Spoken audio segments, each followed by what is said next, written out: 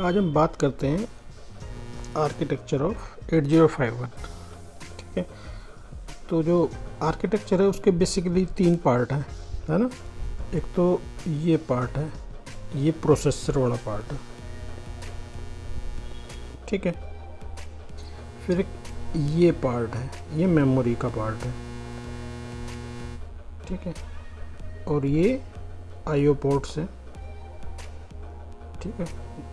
अब ये micro controller है, तो इसमें आपको पता ही है कि जब माइक्रो कंट्रोलर है तो इसमें प्रोसेसर भी मिलेगा आपको, प्लस मेमोरी भी मिलेगी जिसमें रैम और रोम दोनों होंगे, है ना। और आईओ पोर्ट्स भी रहेंगे, सीरियल पोर्ट्स भी रहेंगे, है ना। ये आप देख रहे होगे यहाँ पे सीरियल पोर्ट है, काउंटर भी है ना, इंटरप्ट सेक्शन भी है, रीड राइट भी है, और यहाँ पे ये पोर्ट्स हैं, ठीक है। तो ये सारे सेक्शंस हैं, तो एक एक के बाद एक डिस्कस करेंगे, ठीक है। तो मैं एक बार इनको जो मैंने टिक किए थे वो मैं हटा देता हूँ एक बार, ताकि आपको दिखने में ठीक लगे।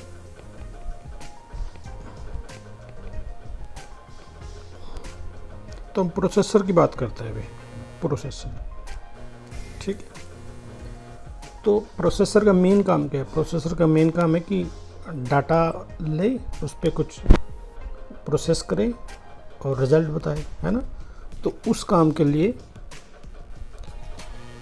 आपका जो प्रोसेसर है उसके पास रजिस्टर है ए और दूसरा रजिस्टर है बी, ठीक है।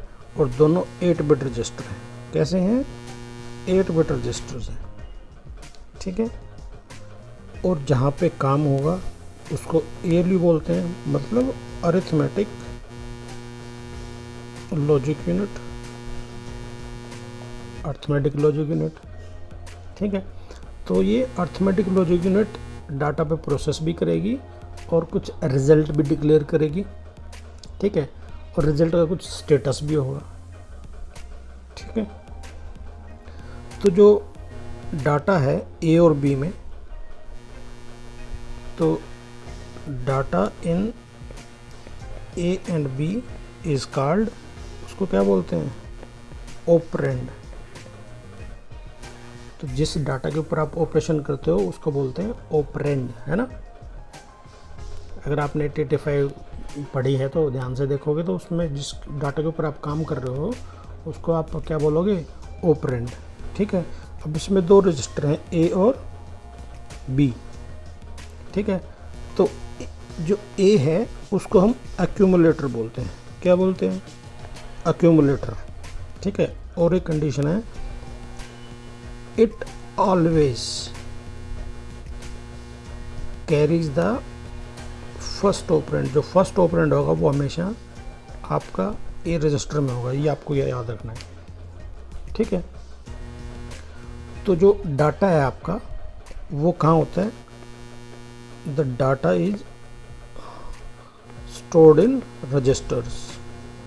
तो ये जो ए और बी ये दोनों क्या हैं? रजिस्टर्स हैं, है ना। क्या है ये?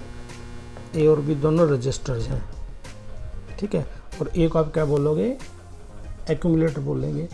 और बी जो रजिस्टर है वो जो बी नाम से जो रजिस्टर है उसमें आपका सेकंड ऑपरेंड रहेगा, ठीक है। अब इस ए को हम एक्यूमुलेटर क्यों बोलते हैं?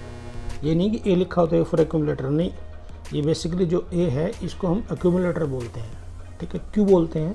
क्योंकि हमेशा मैं 2 इंस्ट्रक्शन लिखता हूँ। जैसे इंस्ट्रक्शन है add A comma B, add A comma R0, add A comma R1।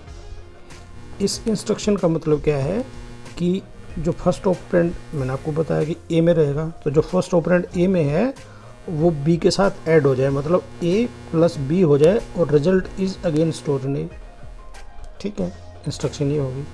दूसरे इंस्ट्रक्शन का मतलब क्या है कि ए प्लस R0 हो जाए, R0 R1 ये भी रजिस्टर्स हैं, वो बाद में बताऊंगा मैं, ठीक है। बहुत सारे रजिस्टर्स हैं आपकी 8051 में, ठीक। तो इसका रिजल्ट कहाँ गया? ए में आ गया। अब नेक्स्ट इंस्ट्रक्शन इसमें फिर क्या है कि ए में जो रिजल्ट था वो उसमें R1 जोड़ो और फिर रजिस्टर ये। तो यहाँ पे क्या हुआ कि ए में जो डाटा था, है ना, वही R0 साथ ऐड हुआ, फिर रिजल्ट ए में आ गया, फिर वो जो रिजल्ट ए में जो डाटा था वो यहाँ आ गया, है ना। और फिर तो इसमें क्या हो रहा है कि द रिजल्ट इज एक्यूमुलेट हो रहा है, मतलब जुड़ रहा है एक के बाद एक के बाद, इसीलिए इसको एक्यूमुलेटर बोलते हैं। ठीक है, ए फॉर एक्यूमुलेटर नहीं है, एक्यूमुलेटर इसलिए ही बोलते हैं क्योंकि इसमें फर्स्ट ऑपरेंड होल्ड करता है और जो रिजल्ट है वो ए में जाता है, जो भी कोई भी ऑपरेशन होगा तो। ठीक है, ज़्यादातर अर्थमेटिक ऑपरेशन जितने भी होंगे उनका रिजल्ट सारा ए में जाएगा। ठीक है, और ए क्या है, 8 बिट रजिस्टर है। कैसा है, 8 बिट रजिस्टर है। फिर आगे बी, तो बी भी एक 8 बिट रजिस्टर है। ठीक है, और होल्ड द सेकेंड ऑपरेंड, जो सेकेंड ऑपरेंड होगा सेकेंड ऑपरेंड उसको होल्ड करेगा। ठीक है, याद रहेगा ना। और जो बी रजिस्टर है वो कब यूज़ होता है, एक इंस्ट्रक्शन है मल ए बी। तो जो मल्टीप्लिकेशन और डिवीजन की जो इंस्ट्रक्शंस हैं वो हमेशा ए और बी में ही रहेंगी, ए और बी का यूज़ करके होंगी वो। ठीक है, तो बी भी एक इम्पोर्टेंट रजिस्टर है। एडिशन अगर आपको करना है या डिवीजन करना, सॉरी मल्टीप्लिकेशन करना है या डिवीजन करना है, तो बी भी एक इम्पोर्टेंट रजिस्टर है। ठीक है, याद रहेगा। तो ए हो गया, बी हो गया, है ना। एलयू अर्थमेटिक लॉजिक यूनिट है, 8 बिट की है ना, 8 बिट डाटा पे ऑपरेशन करती है। फिर आप यहाँ देखोगे ये PSW है ना, क्या है PSW। फुल फॉर्म क्या है इसकी, प्रोग्राम स्टेटस वर्ड। मतलब इसमें जो डाटा स्टोर रहेगा वो क्या बताएगा, स्टेटस बताएगा। लिखा हुआ है ना, प्रोग्राम स्टेटस वर्ड, मतलब इसमें जो डाटा स्टोर है। ठीक है, ये भी एक 8 बिट का रजिस्टर है। और ये क्या बताता है, it holds the status of the result. जैसे आपने TT5 में पढ़ा था फ्लैग्स रजिस्टर पढ़े होंगे ना, तो ये भी फ्लैग रजिस्टर ही है, नाम इसका बदल दिया program status word. Basically flags भी क्या बताते थे, जो प्रोग्राम आपने एक्शन किया, एडिशन सब्ट्रैक्शन किया, तो उसका क्या स्टेटस है वो बता रहा है ना। तो ये भी स्टेटस बताएगा, है ना, प्रोग्राम स्टेटस वर्ड, है ना। तो ये 8 बिट का रजिस्टर है और it hold the status of the result. जो रिजल्ट आया उसका स्टेटस।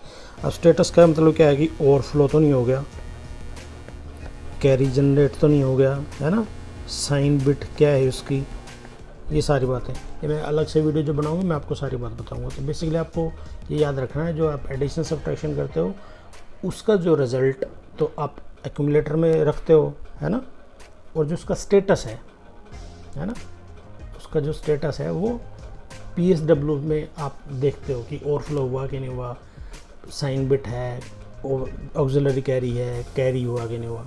ठीक है, अब इसमें 885 में क्या है कि programmer can directly access, program can directly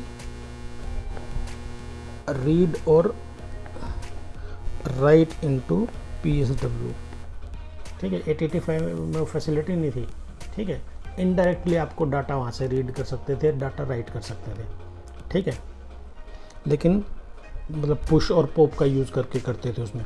लेकिन इसमें क्या है, आसानी से जो प्रोग्रामर है वो आसानी से उसमें डाटा रीड कर सकता है। जो आपके पास कुछ डाटा है ना, कोई बिट है, जैसे वो आपको स्टोर करने हैं, तो डायरेक्ट एक कमांड लिखोगे और वो वहीं पे उसमें स्टोर हो जाएगा, है ना, प्रोग्राम स्टेटस वर्ड में। ठीक है, तो इसमें ये फैसिलिटी है। तो आपको ए रजिस्टर पता चल गया, बी रजिस्टर पता चल गया, PSW पता चल गया, एक्यूमुलेटर पता चल गया। ठीक है, ये प्रोसेसर वाला सेक्शन है। ठीक है, अब जो मेमोरी वाला सेक्शन है,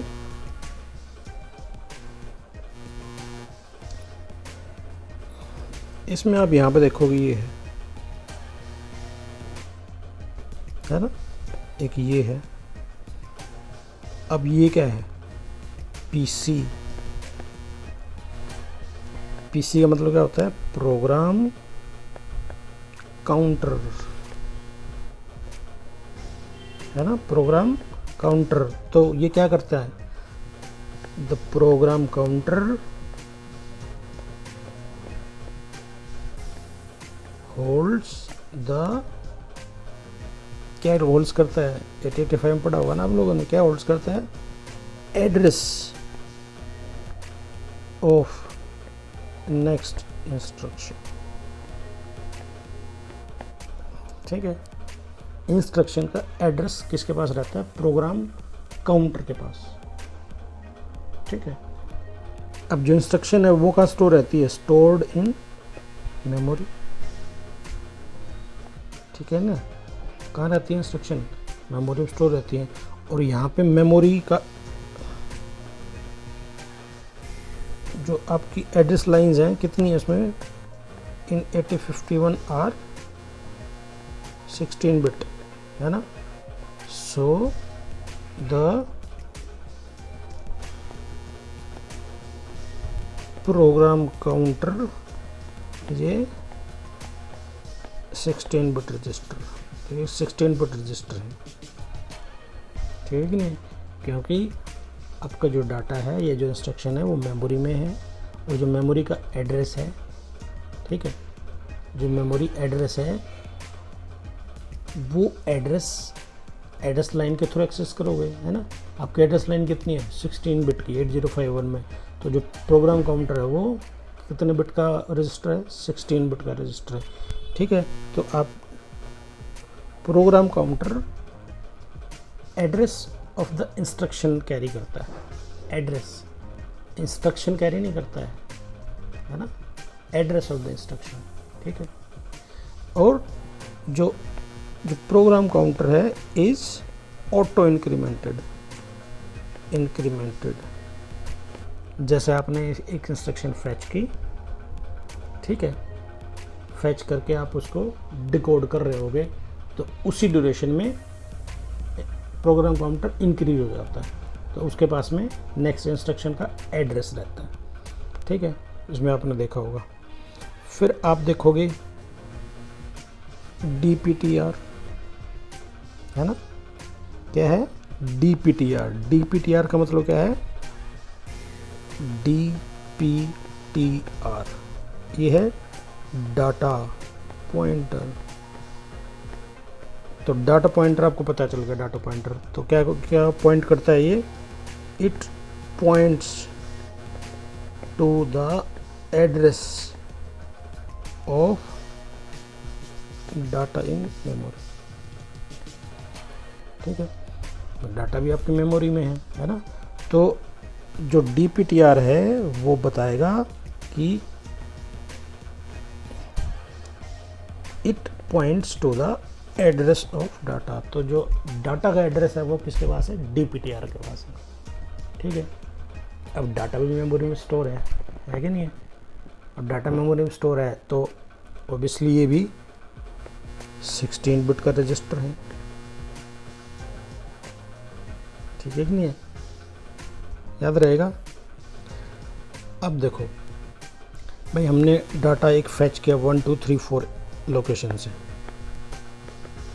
ठीक है, अब हमें नेक्स्ट लोकेशन से डाटा सर्च करना है, 35 से 36 37 38 39। ठीक है, तो इसमें आप क्या कर रहे हो, इसमें जो लोअर है, ये जो लोअर बाइट है ना, लोअर बाइट, ये इंक्रीज कर रहे हो आप। पूरा इंक्रीज करने के बजाय आप लोअर बाइट इंक्रीज कर रहे हो, है ना। तो इसका मतलब क्या हुआ कि हम पूरे DPTR का यूज़ करने के बजाय हम एक दूसरा है इसमें DPL, lower byte, data pointer lower byte, इसका यूज़ करेंगे।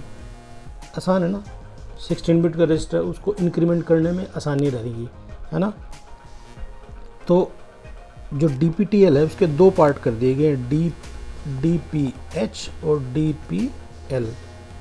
ये हायर बाइट और ये लोअर बाइट, ठीक है। अब डाटा है तो डाटा को आप इस तरह से भी एक्सेस कर सकते हो, इस तरह से भी एक्सेस कर सकते हो, रैंडमली भी एक्सेस कर सकते हो, रैंडमली भी। So the DPTR is accessible to the programmer। तो प्रोग्रामर सीक्वेंस आसानी से बदल सकता है, ठीक है। इसका मतलब it is not auto incremented. आपका जो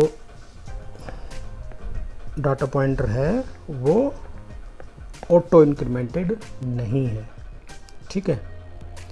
अब जो मैं कह रहा हूँ कि 16 बिट, अब आप देखोगे, ये आप देखो,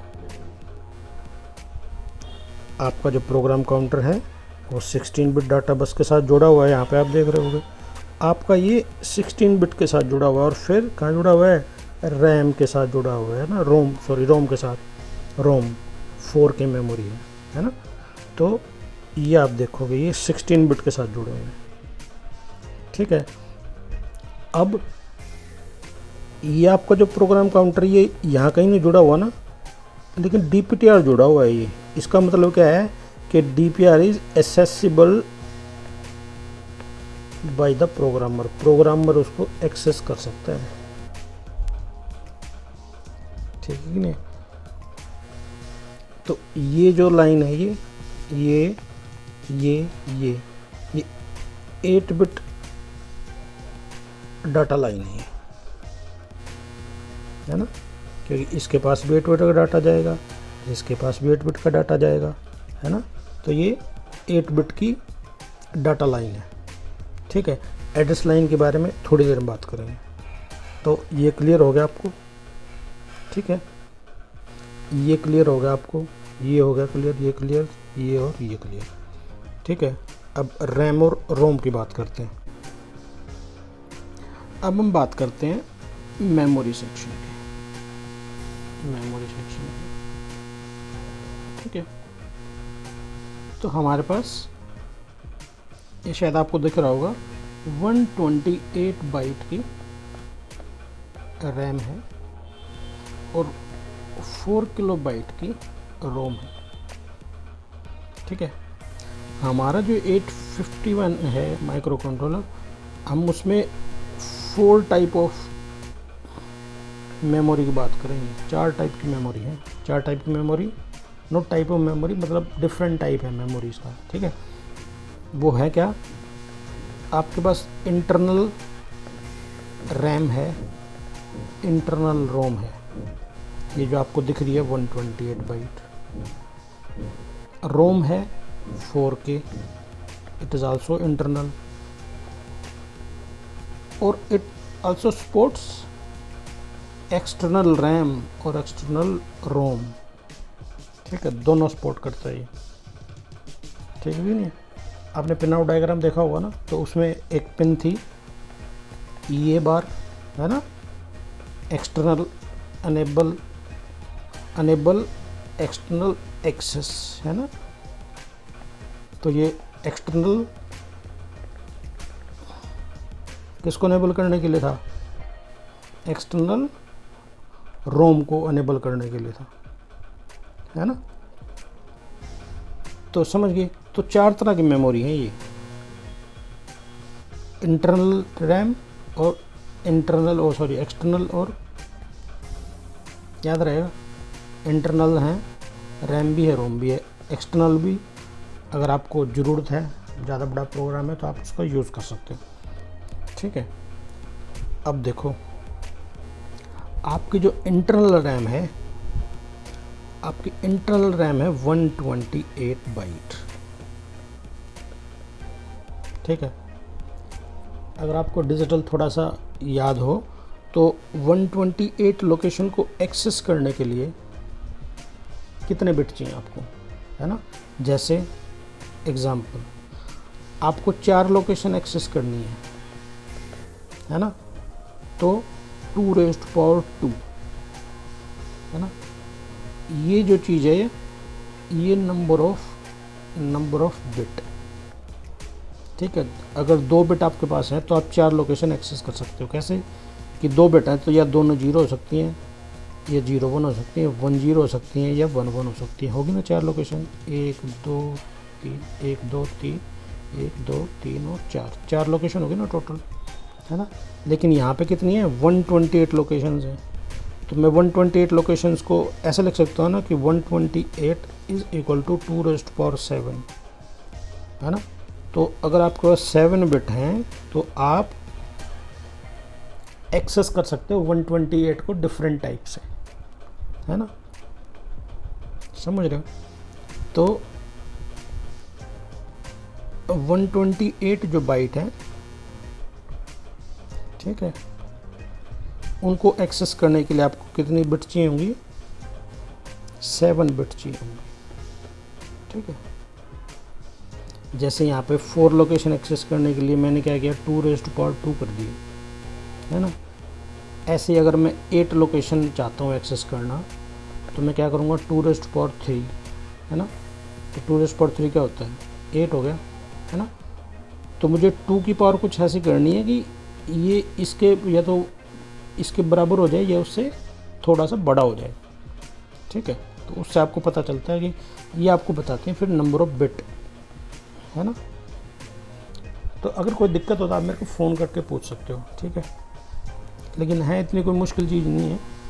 तो हमें 128 लोकेशन एक्सेस करनी है, तो 2⁻7, है ना। 2⁻7 का मतलब 2⁻2 ऐसे 7 तक, तो 128 आएगा ये, है ना।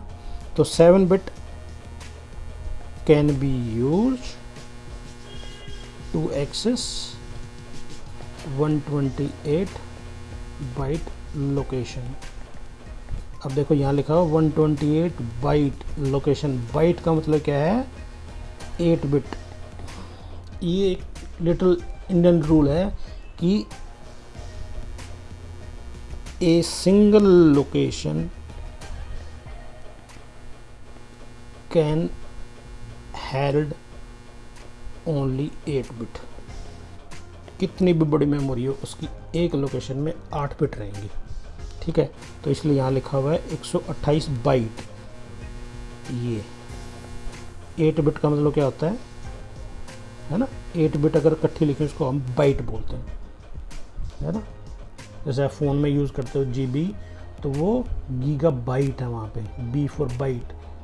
तो 20 GB है, मतलब 20 G उसकी लोकेशन है, नंबर ऑफ लोकेशन है, और एक लोकेशन में 1 बाइट है। तो यहाँ 128 का मतलब 128 लोकेशन है और एक लोकेशन में 8 बिट है ना, या वो बाइट बोलो। 8 बिट का मतलब क्या है, ये 8 होगी, 4 ही होगी, 4 ही होगी, ये, है ना। सिंगल इसको क्या बोलते हैं, बिट, है ना। अब मैं डिजिटल के बारे में तो जरूरत नहीं इतना बताना, आपको आता होगा ये, है ना, ठीक है। तो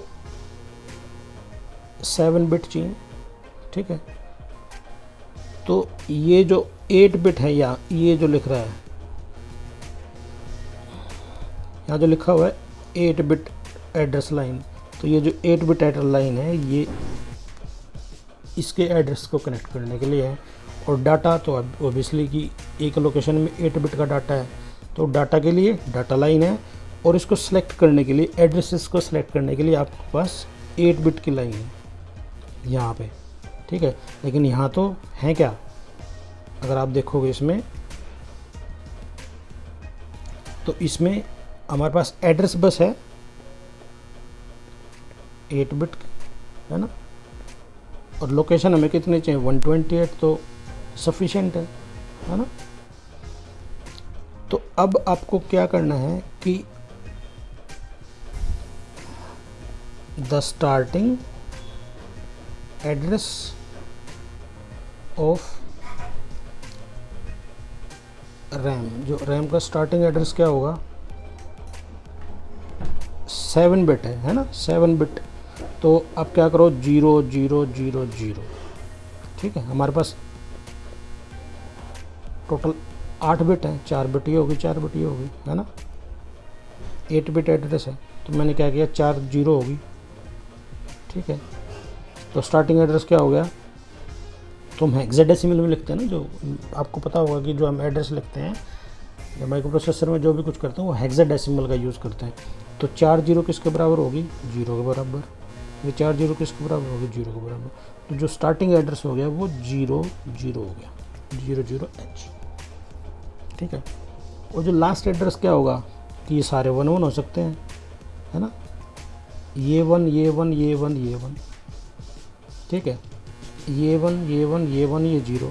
अब देखो ये मैंने 1 क्यों नहीं किया, क्यों हमारे पास सिर्फ 7 बिट है ना, तो 4 बिट तो ये होगी और 3 बिट ये होगी, 3 बिट ये होगी, तो टोटल हमारे पास 7 बिट है ना। 128 लोकेशन है तो हमें 7 बिट की रिक्वायर्ड है, हमें इसकी रिक्वायर्ड नहीं है। तो ये तो यहाँ पे भी 0 था और कहीं पे भी हर जगह 0 रहेगा, तो ये 0 रहेगा। तो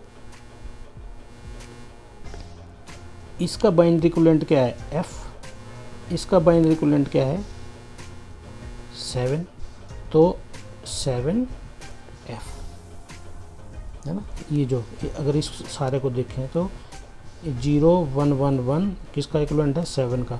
तो जो रैम का जो स्टार्टिंग एड्रेस होगा वो 0 0 से शुरू होगा और 7F तक रहेगा, याद रखना है ये, है ना। ये तो हो गया रैम की बात, ठीक है। देखो अगर नहीं समझ में आया तो एक बार देखो, 2 बार देखो, नहीं फिर भी समझ में आया आप मेरे को फ़ोन कर सकते हो, ठीक है। क्योंकि क्लास में आप डायरेक्टली पूछ सकते हो, यहाँ थोड़ी सी दिक्कत हो सकती है, लेकिन आगे इसको बार बार देखो, नहीं समझ में या मैं मेरे से पूछो, मैं आपको बताऊँगा।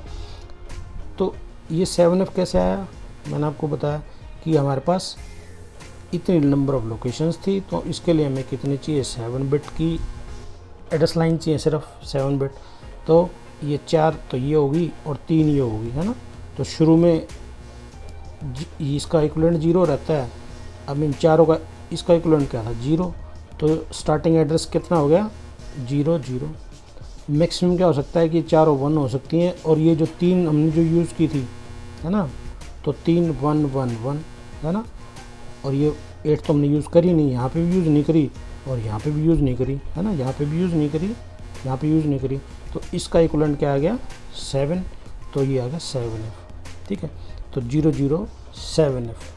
तो आपको ये याद रखना है रैम के बारे में, ठीक है। अब बात करते हैं रोम।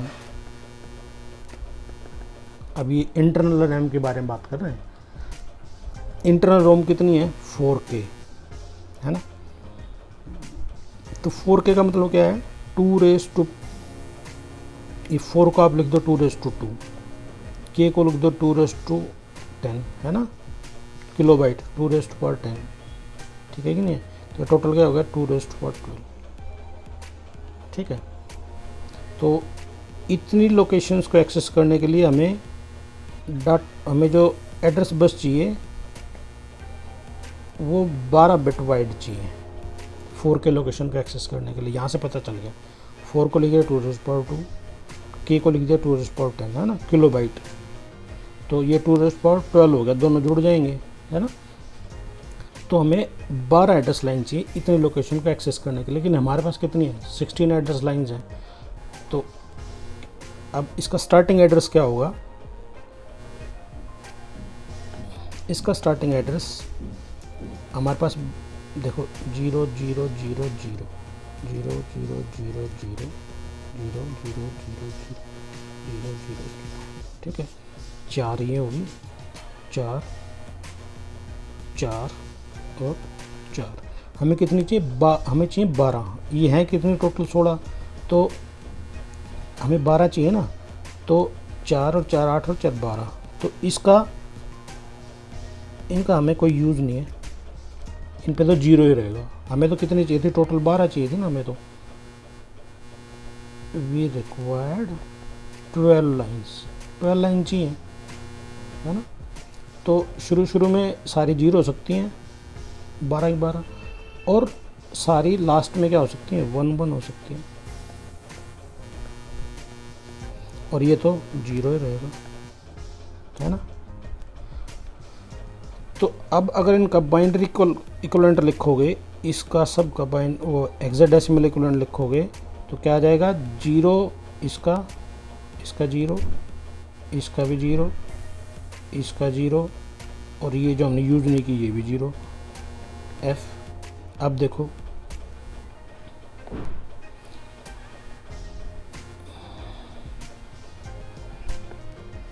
अब इनका क्या रहेगा, इसका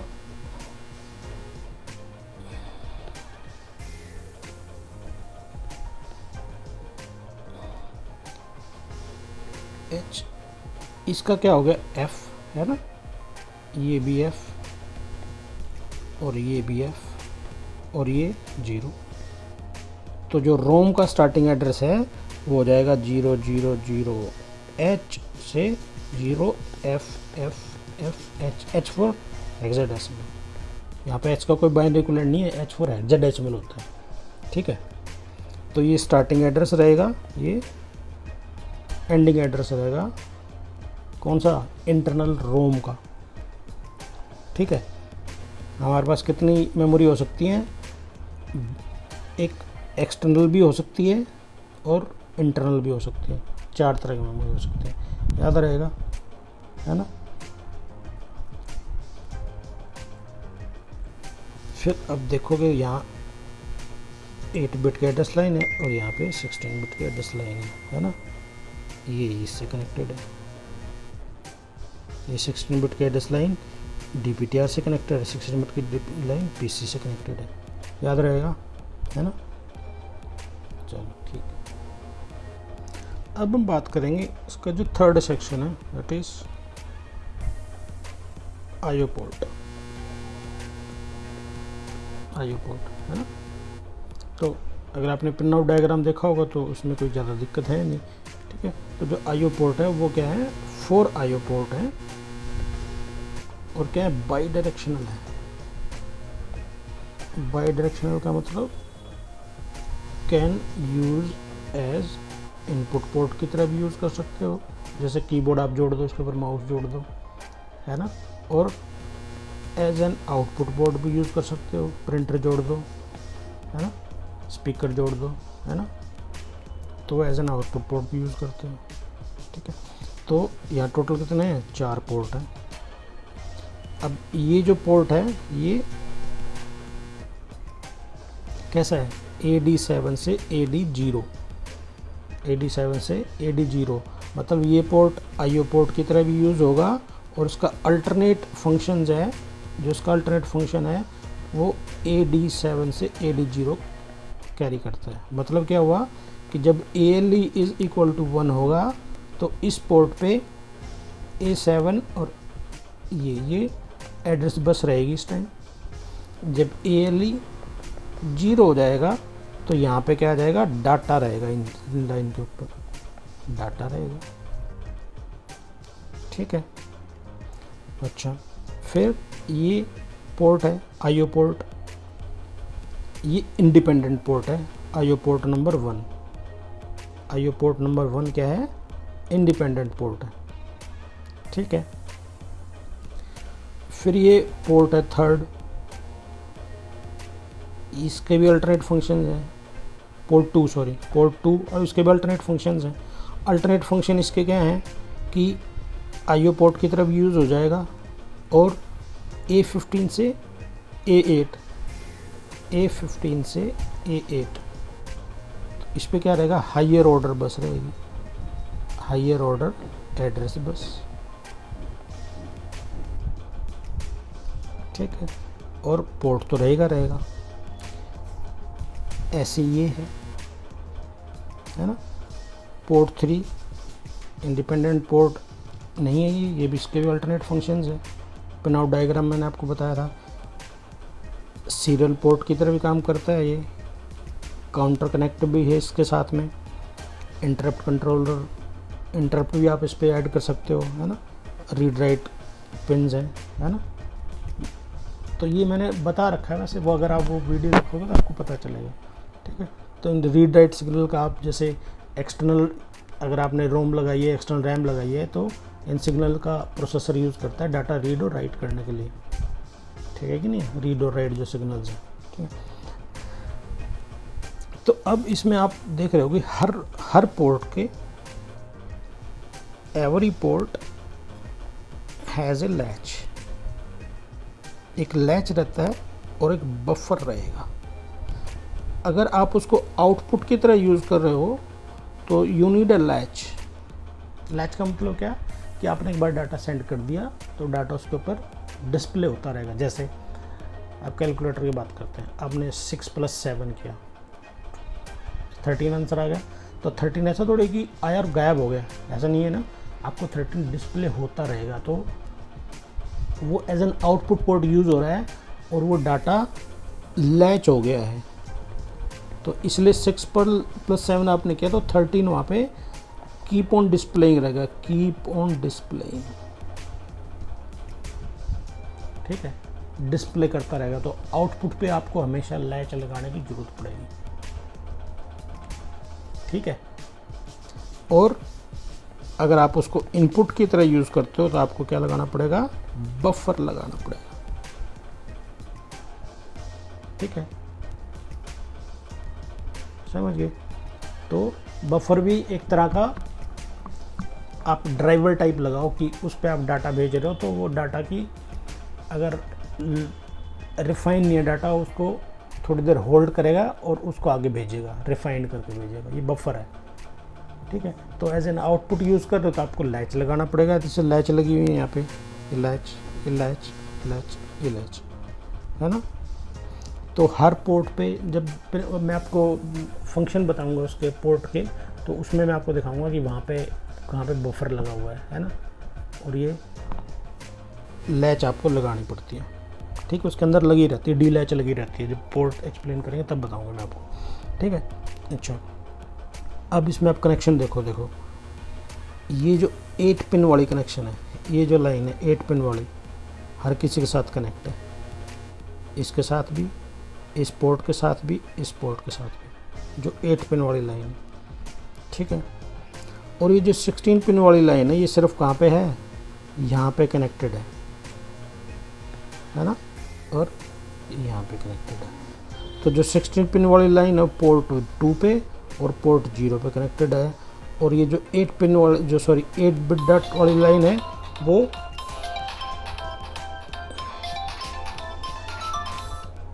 आप देखोगे तो वो जो 8 वाली है वो हर किसी के साथ कनेक्टेड है, यहाँ पे भी, यहाँ पे भी, यहाँ पे भी, यहाँ पे भी, ठीक है।